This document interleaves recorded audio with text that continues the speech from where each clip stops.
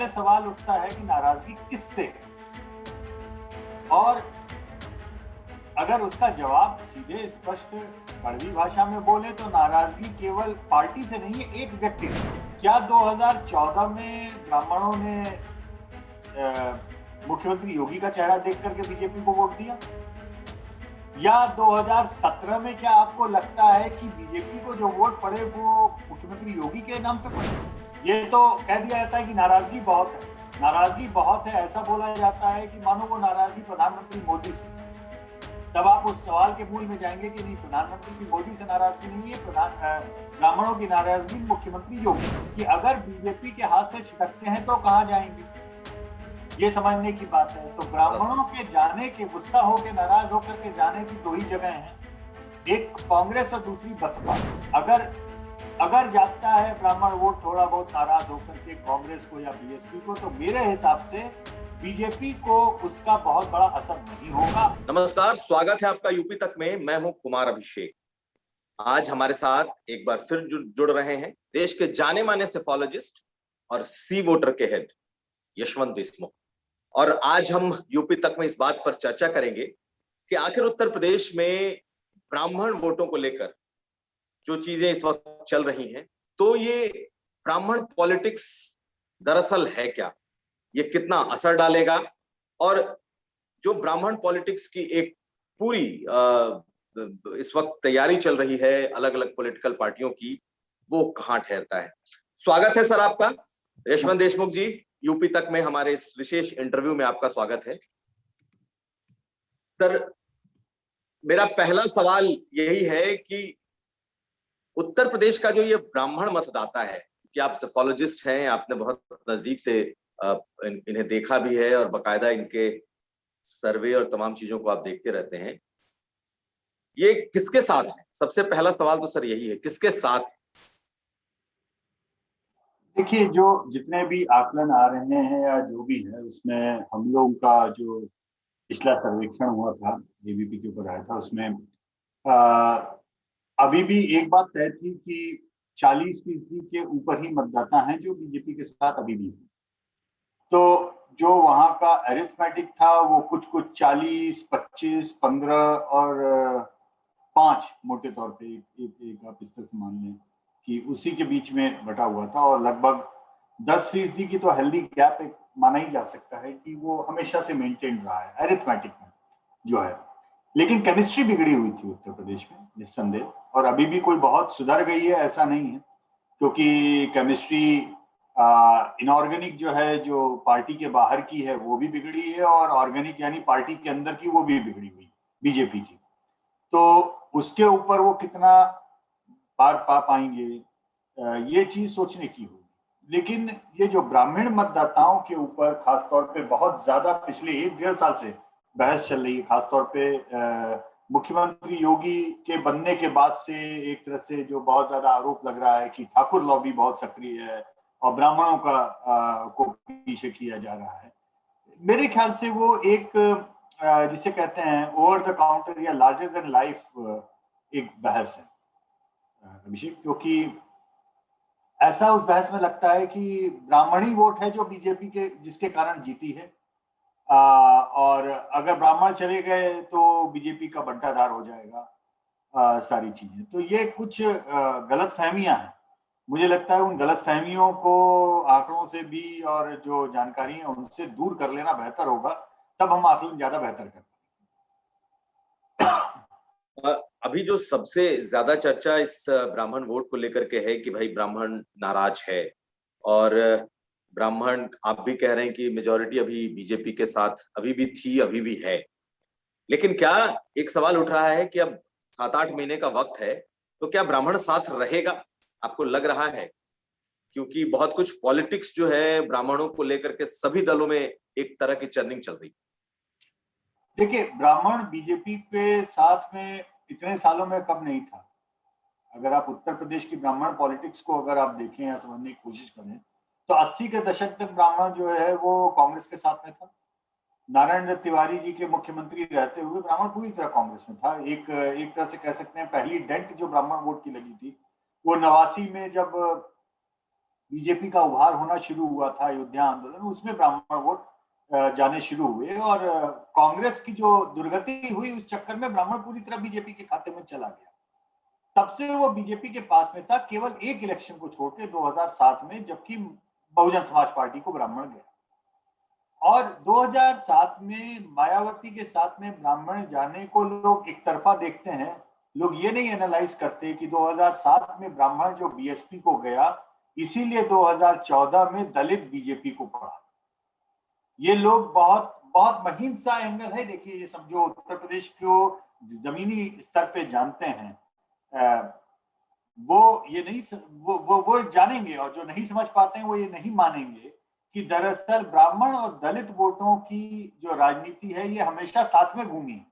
दरअसल 3 vote bank की राजनीति हमेशा साथ में घूमी है। तो क्या ब्राह्मण, मेरा सवाल सर यहाँ आपसे एक जुड़ता है, तो क्या ब्राह्मण जिन्होंने 2007 में मायावती को वोट किया था, क्या 2014 में वो अपने साथ लेकर के गए, या कुछ ऐसा माहौल बना कि जो दलितों के बीच जो एक ब्राह्मण विरोधी एक जो रहा, वो चीजें खत्म हो गई और उसका फायदा बीजेपी को मिला?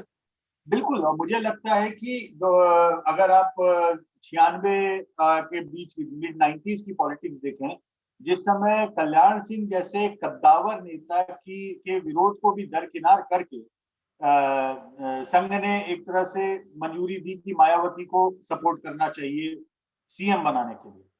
2 बार जो सीएम संघ वालों ने पीछे पड़ के बनाया, लोग समझ नहीं पाते हैं कि उसके पीछे किस तरीके के डायनामिज्म काम करते हैं। देखिए, बीजेपी को समझना है या बीजेपी की राजनीति को समझना है तो संघ वालों के सेवा कार्य और उसके एंगल को समझे बगैर आप उस डायमेंशन को नहीं पकड़ सकते। 51 साल की राजनीति करने के बाद में भी, यानी भारतीय जनसंघ और उसके बाद में भी, बीजेपी के पास में कोई दलित चेहरा ऐसा नहीं बना पाए थे बीजेपी उत्तर प्रदेश में संघ वाले, जो उसे राजनीतिक रूप से जिसे कहें प्रोजेक्ट कर सके। और उनके लिए दलित मुस्लिम इक्वेशन ये ज्यादा खतरनाक रहा हमेशा से उनकी सोच में। इसीलिए दलितों को ऑल एंड आउट एक बार कांग्रेस के उससे काटने के लिए उनको बहुत जरूरी था कि वो लोग पूरी तरह से होल हार्टेडली मायावती जैसे नेता को आगे बढ़ाएं एक बार, ताकि कहने को हो कि अपर कास्ट और दलित का आपस में कोई वैमनस्यता नहीं है। और अगर बीजेपी का वोटर 2007 में मायावती को वोट डालेगा तो 2014 में दलित लौट करके बीजेपी को भी वोट डाल सकता है। ये इतनी लंबी सोच, और ये मैं हवाई किले की बात नहीं बता रहा हूं, मैं ये बता आपको इसलिए रहा हूं क्योंकि मिड 90s में जितनी मेरी बातचीत संघ से जुड़े हुए उनके बड़े अधिकारी या जो उनके लोग थे जिनसे मेरी बात होती थी, मैं पूछता था कि ये क्यों आप कर रहे हैं, क्योंकि कल्याण सिंह जैसे आपके नेता को भी आप नाराज कर रहे हैं। तो उनका बहुत स्पष्ट था कि वो नेता नाराज होते हैं, नेता हम बनाते हैं, बिगड़ते हैं, वो सब अपनी जगह पे है, लेकिन अगर हमको लॉन्ग टर्म पॉलिटिक्स करनी है तो उस पॉलिटिक्स में बिना दलित समाज को व्यापक हिंदुत्व की डेफिनेशन के अंदर लाए बगैर हम इस प्रदेश और देश की सत्ता पे काबिज नहीं हो सकते। तो ये बहुत लंबी राजनीति का उनका हिस्सा था। और आप भी जानते हैं अभिषेक कि 2014 में बीजेपी अगर सिंगल पार्टी मेजॉरिटी 2014 और 2019 में बनी है तो उसमें सबसे बड़ा योगदान नॉन जाटव दलित वोट और नॉन यादव ओबीसी मतदाता इनके बीजेपी की ओर जाने से हुआ है, कोई अपर कास्ट मतदाताओं के मूवमेंट से नहीं हुआ है। बिल्कुल ठीक कह रहे हैं, लेकिन सर अगर हम ब्राह्मण पॉलिटिक्स को लेकर अगर हम वर्तमान में लौटें तो बसपा ने एक बार फिर 2007 को दोहराने की कोशिश शुरू की है। जिस तरीके से ब्राह्मण सम्मेलन कर रहे हैं इस समय सतीश मिश्रा जगह जगह, और एक चर्निंग हमें दिखाई दे रही है, आपको लगता है कि 2007 वाली स्थिति बसपा ला सकती है क्या? क्या ब्राह्मणों के बीच में उस तरीके का रोष उनके बीच में है, और क्या भुना सकती है बसपा? और उसी को देखा देखिए, अब देखिए सपा ने भी शुरू कर दिया है। बीजेपी के प्रदेश अध्यक्ष अब मंदिरों में जाकर के पांव धो रहे हैं, उन्हें टीका चंदन कर रहे हैं, उनके पांव छू रहे हैं। तो ये अचानक से जो ये ब्राह्मण पॉलिटिक्स का उभार कुछ दिनों महीनों में, ये हफ्तों में दिख रहा है, ये क्या सचमुच इतनी नाराजगी है, और क्या बसपा को फायदा होगा? देखिए, नाराजगी तो है, मैं ये इनकार नहीं करूंगा कि नाराजगी नहीं, लेकिन अभिषेक उससे पहले सवाल उठता है कि नाराजगी किससे है। और अगर उसका जवाब सीधे स्पष्ट कड़वी भाषा में बोले तो नाराजगी केवल पार्टी से नहीं है, एक व्यक्ति से, ठीक है ना। तो वो नाराजगी आप कह रहे हैं योगी आदित्यनाथ से? जी, एक व्यक्ति से नाराजगी है, उसकी पार्टी से नाराजगी नहीं। और अगर आप उस नाराजगी को पैमाना बना रहे हैं कि क्या वो वोट नहीं देंगे, तो उसका सवाल दूसरा होगा, क्या 2014 में ब्राह्मणों ने मुख्यमंत्री योगी का चेहरा देख करके बीजेपी को वोट दिया? या 2017 में क्या आपको लगता है कि बीजेपी को जो वोट पड़े वो मुख्यमंत्री योगी के नाम पे पड़े थे? आप मेरे सवाल का जवाब दीजिए। 2017 में विधानसभा चुनाव में 300 से ऊपर बीजेपी की जो सीटें आई, वो किसका चेहरा दिखा के हैं? नहीं, उस वक्त तो बीजेपी ने अपना मुख्यमंत्री का चेहरा ही नहीं रखा था आगे। तो मेरा सवाल यही है, आपने मेरे सवाल का जवाब दे दिया कि जो भी वोट पड़ा था बीजेपी को, 45% वोट जो पड़ा, वो केवल और केवल प्रधानमंत्री मोदी की शक्ल पे पड़ा और मोदी के नाम पे पड़ा। 2014 में भी, 2017 में भी और 2019 में भी। तो 2022 में क्या होगा? 2022 में भी जो वोट पड़ेगा वो केवल और केवल प्रधानमंत्री मोदी के ही चेहरे पे पड़ेगा। हम ये गलतफहमियां अपनी दूर कर लें तो बेहतर होगा, क्योंकि कई बार मीडिया में जिस तरीके का ज्वार बनाया जाता है उसमें ये तो कह दिया जाता है कि नाराजगी बहुत है, नाराजगी बहुत है, ऐसा बोला जाता है कि मानो वो नाराजगी प्रधानमंत्री मोदी से। तब आप उस सवाल के मूल में जाएंगे कि नहीं, प्रधानमंत्री मोदी से नाराजगी नहीं है, ब्राह्मणों की नाराजगी मुख्यमंत्री योगी से। और अगर यहाँ सवाल फिर उठता है कि अगर उनकी नाराजगी है तो 2022 में वो चेहरा होंगे, वो नेतृत्व तो करेंगे। बिल्कुल 2022 में एक तरीके से बीजेपी ने साफ कर दिया है कि उनके नेतृत्व में ही चुनाव में जाएंगे। कम से कम इतना उन्होंने साफ कर दिया है कि उनका नेतृत्व बना रहेगा जी। तो ऐसे में केवल और केवल प्रधानमंत्री मोदी के कैंपेन पे डिपेंड करेगा कि बीजेपी के पास में ब्राह्मण कितने वापस आते हैं। पहली बात तो ये। दूसरी चीज कि अगर बीजेपी के हाथ से छिटकते हैं तो कहां जाएंगे, ये समझने की बात है। तो ब्राह्मणों के जाने के, गुस्सा होकर, नाराज होकर के जाने की दो ही जगह हैं, एक कांग्रेस और दूसरी बसपा। समाजवादी पार्टी सपा जाने का कोई दूर दूर तक उनका स्कोप नहीं। अब यहाँ पर अगर मानिए एक हाइपोथेटिकल मैं आपको सिचुएशन दे रहा हूं कि बीजेपी कुछ ना करे और कहे कि ठीक है, अगर बीएसपी की ओर जा रहे हैं, कांग्रेस की ओर जा रहे हैं तो ठीक है, क्योंकि सपा की ओर जाएं तो बीजेपी के लिए सिरदर्द है, क्योंकि नंबर 2 पे समाजवादी पार्टी है। देखिए, समाजवादी पार्टी जो 25, 26, 27% पे है, अगर वो 7-8% वोट और खींच ले तो बीजेपी के लिए सिरदर्द है। जो बहुजन समाज पार्टी अगर 15% पे है, वो 5% ब्राह्मण ले भी जाए तो भी सिरदर्द नहीं है। ये स्थिति है। लेकिन समहाउ मुझे ऐसा लगता है कि कुछ भारतीय जनता पार्टी के अंदर कुछ स्ट्रेटेजिस्ट ऐसे हैं जिनको ये लगता है कि मुलायम सिंह की पार्टी यानी अखिलेश यादव को डाउन करने के लिए बहुत जरूरी है कि मायावती का सिक्का चढ़ाया जाए, और अगर मायावती का सिक्का चढ़ेगा तो ऑटोमेटिकली अखिलेश डाउन होंगे। मेरा मानना यह है कि ये अधकचरा अधपका एक तरीके का एक की स्ट्रेटेजी है, क्योंकि ब्राह्मणों का मायावती की ओर जाना ठीक है, लेकिन खुदा ना खास्ता अगर दलित वापस मायावती की ओर फिर गए तो बीजेपी के पास में क्या बचेगा? तो फिर यहाँ ये भी सवाल उठता है कि अगर ब्राह्मण मायावती के साथ जा रहे हैं तो वो ये भी तो इशारा कर रहे हैं कि मुसलमान आए। अगर नहीं, मुसलमान देखे नहीं जाएगा। मेरा मानना यह है मुसलमान केवल, और अभी आपने बंगाल के चुनाव देखे, बंगाल के चुनाव में लेफ्ट से और कांग्रेस से मुसलमान की कोई लड़ाई थी क्या? नहीं थी। उनके जो भी 30-40 जो गढ़वाली, तो आप ये कह रहे हैं यशवंत जी कि अगर ब्राह्मण और दलित एक साथ आते हैं तो भी मुसलमान इस कॉम्बिनेशन में नहीं आएगा। मुसलमान केवल और केवल उस जगह पे बहुजन समाज पार्टी को जाएंगे जहां पर बीएसपी का कैंडिडेट 100% जीतने की स्थिति में होगा। अदरवाइज डिफॉल्ट चॉइस मुसलमान वोटर्स की उत्तर प्रदेश में वो समाजवादी पार्टी की ओर रहेगी। एक तो इसमें कोई संदेह मत रखिए, मुस्लिम वोटर अपना वोट कभी खराब नहीं करेगा, टैक्टिकल वोटिंग में रहेगा। उनकी बहुत स्ट्रेटेजिक और बहुत ही सोची समझी उनकी वोटिंग होती है, और उनकी कोई पश्चिम बंगाल में लेफ्ट और कांग्रेस से लड़ाई नहीं थी। उनको केवल एम था कि बीजेपी को हराना है, तो उन्होंने लग के जो है ममता बनर्जी को वोट कर दिया। और कांग्रेस और लेफ्ट बिग जीरो हो गए वहां, बिग जीरो। तो ये बात उत्तर प्रदेश में भी लागू होगी। मुसलमान वोटर और यादव वोटर ये कहीं से भी समाजवादी पार्टी को छोड़ के जाने वाला नहीं है। तो सर एक सवाल जरूर उठेगा यहाँ पर, सर यहाँ एक सवाल जरूर उठेगा कि अगर ब्राह्मण वोटर है और ब्राह्मण वोटर नाराज है, और अगर ब्राह्मण वोटर बसपा की तरफ भी रुख करता है, तो नुकसान किसका होगा? बीजेपी का। लेकिन मेरा केवल एक पतली सी लाइन है अभिषेक, मेरा मानना यह है कि ब्राह्मण वोट के जाने से बीजेपी का नुकसान नहीं होगा उतना जितना बड़ा नुकसान दलित वोटर्स के जाने से होगा। अभी जो बीजेपी के कुछ स्ट्रैटेजिस्ट ये जो कर रहे हैं ना कि मायावती का फूंक भर के और बीएसपी का ऊपर चढ़ाओ, पतंग ऊपर जितनी चढ़ा सकते हो उतनी चढ़ाओ, उसमें केवल और केवल बहुत ही जिसे कह सकते हैं कि तात्कालिक एक बुद्धि उसमें काम कर रही है। किसी तरीके से ब्राह्मण वोट अगर जाए तो वो केवल मायावती के पास चला जाए और वो वहां पार्क हो जाए। वो ये नहीं समझ पा रहे हैं कि ब्राह्मण वोट अगर मायावती के पास में जाने लगा तो केवल ब्राह्मण नहीं जाएगा। जैसे ही ये लगेगा कि मायावती सीएम कैंडिडेट हो सकती है, मायावती का किला दोबारा बन रहा है, तो दलित वोट को छोड़ के जाने में समय नहीं लगेगा। और 15% बीजेपी के 45% के ब्लॉक में 15% का ब्लॉक दलित वोटर्स का है अभिषेक, ध्यान रखिए।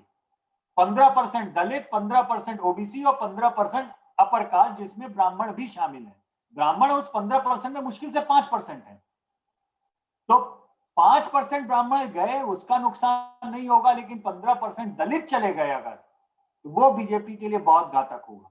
और मैं ये नहीं समझ पा रहा हूं कि उस तरीके का रिस्क एक ये कैसे बीजेपी ले सकती है, उस तरीके के नैरेटिव का, उस तरीके के एक तरह से कहें कि स्ट्रैटेजी का कि हमारी लड़ाई मायावती से है, ये कहने का और ये बात बोलने का कि दलित वोट मायावती को ज्यादा पड़ रहे हैं, हमको कम पड़ रहे हैं, ये बात कहने का, ये रिस्क कैसे बीजेपी ले सकती है, ये थोड़ी मेरी समझ के परे है। तो आपकी बात से मुझे थोड़ा ये लग रहा है यशवंत जी कि ये जो पूरा नैरेटिव सेट हो रहा है, ये कहीं ऐसा इसके पीछे बीजेपी की कोशिश है क्या? कहीं बीजेपी की तरफ से ऐसी कोशिश हो रही है कि सपा को पीछे रखो और बसपा से को आगे खड़ा करो ताकि उनकी लड़ाई बसपा से? देखिए, राजनीतिक समझ तो यही कहती है मेरी, क्योंकि अगर बीजेपी को ये लगता है कि हमको खतरा सबसे बड़ा समाजवादी पार्टी से है, तो ये कहने के बजाय कि हम समाजवादी पार्टी को हराएंगे, हम ये कहना शुरू करें कि हमारी लड़ाई बीएसपी से। ये राजनीतिक समझ ये कहती है, लेकिन उस राजनीतिक समझ ये थोड़ी उथली समझ हुई, गहरी समझ उसमें ये नहीं आ पा रही है कि कौन सा वोटर आपका ऐसा है जो समाजवादी पार्टी को जाएगा। अगर आप ये सोचते हैं कि ब्राह्मण वोटर आपसे नाराज है और सपा को चला जाएगा, तो आप राजनीति की सही समझ नहीं रखते। और समाजवादी पार्टी को न जाकर के वो बसपा को चला जाए, इस चक्कर में आप बहुजन समाज पार्टी का गुब्बारा इतना फुलाइए कि पता लगा दलित वोट भी उनके पास में चला गया। तो ये डेढ़ सयाना बनने की जो कोशिश मामला हो जाएगा फिर तो। हाँ, ये डेढ़ सयाना बनने की जो कोशिश है नैरेटिव सेटिंग में, ये कहीं भारी ना पड़ जाए। कभी कभी ये लगता है जरूरत से ज्यादा अकल लगा देना भी भारी पड़ जाता है। अदरवाइज अगर जाता है ब्राह्मण वोट थोड़ा बहुत नाराज होकर के कांग्रेस को या बीएसपी को, तो मेरे हिसाब से बीजेपी को उसका बहुत बड़ा असर नहीं होगा। आज की तारीख में बीजेपी के सामने जिस वोट बैंक को बना के रखने का संकट है या बनाए रखना चाहिए लंबी पारी के लिए, उसमें से पहला वोट बैंक है नॉन जाटव दलित वोट और दूसरा है नॉन यादव ओबीसी वोट। तो मैं यहीं पे आता हूं सर, अभी आपको क्या लगता है ये दोनों वोट बीजेपी के साथ इंटैक्ट हैं या इसमें भी ब्राह्मण पॉलिटिक्स की वजह से डेंट होना शुरू हो गया? हालांकि आपने पहले इस बारे में कहा भी है। ये दोनों वोट बीजेपी के साथ अभी भी इंटैक्ट हैं और उनके इंटैक्ट होने की वजह केवल और केवल प्रधानमंत्री मोदी की छवि। मुझे इसे कहने में कोई गुरेज नहीं, कोई शक नहीं। किसी को गलतफहमी हो तो वो गलतफहमी, खुशफहमी, तमाम चीजें पाल सकते हैं, लेकिन भारतीय जनता पार्टी के उत्तर प्रदेश में वोट केवल केवल प्रधानमंत्री मोदी की छवि के कारण है। इसमें इसको इसके इतर जाके कोई अगर कुछ और सोचे बेसिक एनालिटिक्स के लिए, तो मुझे लगता है कि उसको अपना सिस्टम रिबूट करना चाहिए। अच्छा सर, आपसे कुछ सीधे सीधे सवाल पूछता हूँ। वैसे तो आपने नैरेटिव के सेंस में बहुत समझाया, 2007 क्या दोहराया जा सकता है? आपको लगता है किसी तरीके से कि अगर ब्राह्मण वोट और दलित वोट एक साथ आ जाएं तो मायावती दोबारा से फ्रंट रनर हो जाएंगी और मुख्यमंत्री बन सकती हैं? कुछ ऐसा हो सकता है? 2007 पूरी तरह से दोहराना तो मुझे लगता है विषय कठिन होगा वैसे, लेकिन जैसे कहते हैं ना कि थोड़ा डेंट यहाँ थोड़ा डेंट वहां, और पता लगा जब अंत में आप देखते हो तो भरे पूरे डेंटेड खड़े हो। हमारे बनारस में एक मजाक में बात होती है कि भाई शिव जी को दूध का जो है अभिषेक करना था, हर कोई ये सोच रहा था कि पड़ोस वाला दूध डाल रहा है, हम पानी डाल के आ जाते हैं, और सवेरे तक जो है शिव जी केवल पानी में ही नहाए हुए थे। तो ये स्थिति जो है वो कठिन होती है। मेरा मानना यह है कि बीजेपी के पास में 45% का एक बड़ा मजबूत वोट बैंक है। उस 45% के मजबूत वोट बैंक में 30% का बड़ा हिस्सा ये नॉन जाटव दलित और नॉन यादव ओबीसी का है, और बचे हुए 15% अपर कास्ट में केवल 5% है जो ब्राह्मण मतदाताओं का है। उन 5% में से भी मुश्किल से 2, 2.5, 3% मैक्स वो इधर या उधर छिटकने की कोशिश में हो सकता है जाए।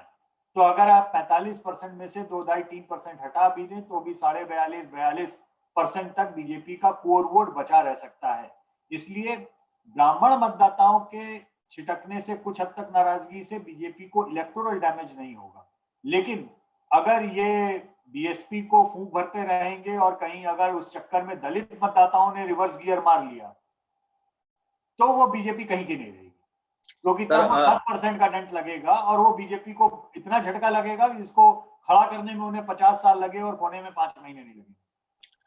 सर, एक आखिरी सवाल, क्योंकि हम ब्राह्मण पॉलिटिक्स पे कर रहे हैं पूरी चर्चा, आपको क्या लगता है कि जिस तरीके से मायावती इस पूरे कॉम्बिनेशन को लेकर के अब शुरू हो रही हैं, ब्राह्मण सारे दल कर रहे हैं, तो क्या ये चुनाव के पहले उत्तर प्रदेश बाइपोलर इलेक्शन की तरफ ही रहेगा या फिर ये ट्रायंगुलर फाइट में जाएगा? ये मेरा आखिरी। नहीं, ये क्वाड्रेंगुलर फाइट में भी जा सकता है। क्वाड्रेंगुलर में जा सकता है, क्वाड्रेंगुलर भी जा सकता है। हम कांग्रेस को जो आप ये मत सोचिए कि आउट ऑफ एक्शन हो सकती है, क्योंकि आखिर तो ब्राह्मण मतदाताओं की एक बहुत बड़ी, अगर कांग्रेस बड़ी तादाद में कांग्रेस ब्राह्मण कैंडिडेट दे देती तो उसका भी एक इम्पैक्ट होगा। प्रियंका गांधी के पहुंचने का भी एक अपने आप में इम्पैक्ट रहता है। तो प्रशांत किशोर की इस बात से मैं पूरी तरह से सहमत हूं कि कांग्रेस अगर प्रियंका गांधी को पूरी तरीके से एकदम झोंक दे उत्तर प्रदेश में, चाहे सीएम कैंडिडेट बना के घोषित कर दे, तो उसका इम्पैक्ट नहीं होगा, ये नहीं, इम्पैक्ट होगा। कांग्रेस को बहुत ज्यादा सीट वीट नहीं मिलेगी, ये मैं मानता हूं, लेकिन वही बात है कि बीजेपी को नुकसान जितना करना है वो नुकसान उतना हो जाएगा।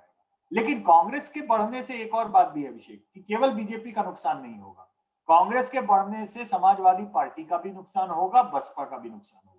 यही कारण है कि कांग्रेस को नीचे रखना जितना बीजेपी चाहती है, उससे ज्यादा राजनीतिक मजबूरी है अखिलेश और मायावती की कि वो कांग्रेस को नीचे रखें, क्योंकि अगर कांग्रेस बढ़ेगी तो मायावती के भी वोट जाएंगे और अखिलेश के भी वोट जाएंगे।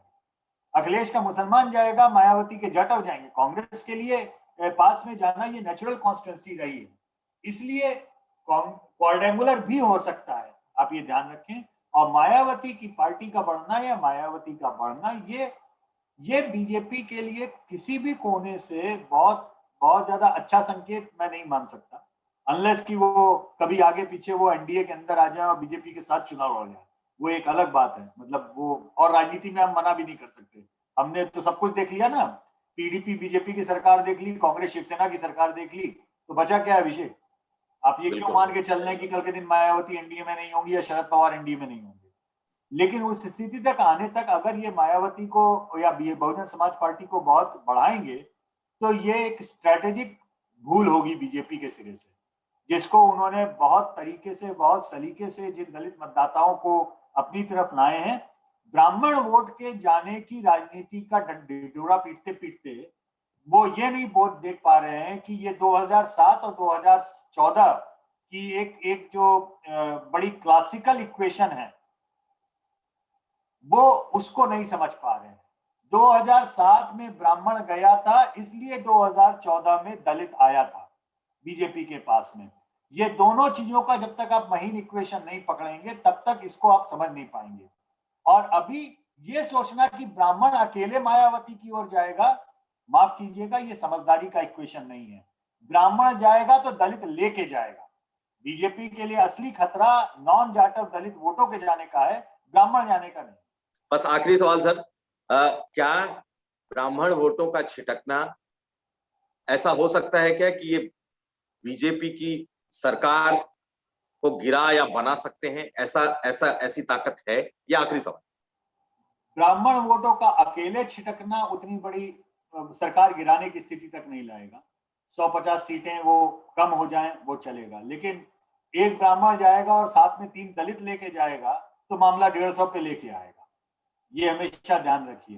बीजेपी को कुछ एग्रेसिव ब्राह्मण फेस, एग्रेसिव से मतलब ये है कि अभी उनके जो मुख्यमंत्री हैं वो भले आदमी हैं, संघ के पुराने कार्यकर्ता हैं, लेकिन वो एग्रेसिव राजनीति के लिए नहीं जाने देते। मतलब जिनको कहें कि बड़े इक्विटी है ब्राह्मणों के लिहाज से, वो कुछ एक एग्रेसिव चेहरा ब्रिजेश पाठक जैसे हैं, मतलब जो फील्ड में एग्रेसिवली मौजूद हैं, जिनके 10 जगह जाने आने से उनके दो चार ब्राह्मण फेस इस तरीके के आगे लाने पड़ेंगे। और उनको मैं नहीं जानता किस लेवल तक वो लेके जा सकते हैं, इसमें मैं नहीं कहूंगा, लेकिन एक स्टेक होल्डर की तरह ट्रीट करना पड़ेगा कि नहीं, आप इस पावर इक्वेशन के एक मजबूत हिस्सेदारी आपकी थी। कल्याण सिंह के साथ में एक अदद लालजी टंडन भी थे और एक अदद कलराज मिश्रा भी थे।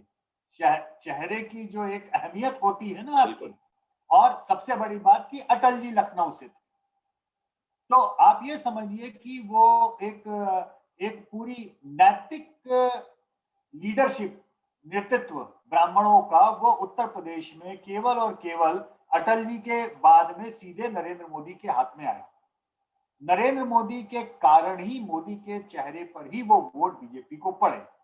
अभी अगर ब्राह्मण नाराज है तो मोदी से नाराज नहीं है, तो मेहनत मोदी को ही करनी पड़ेगी, बोलना मोदी को ही पड़ेगा, प्रधानमंत्री को ही जाके कि देखो मेरे चेहरे पे वोट डाला था, दोबारा मेरे चेहरे पे डालो और मैं चीजों को ध्यान रखूंगा, परेशान मत हो।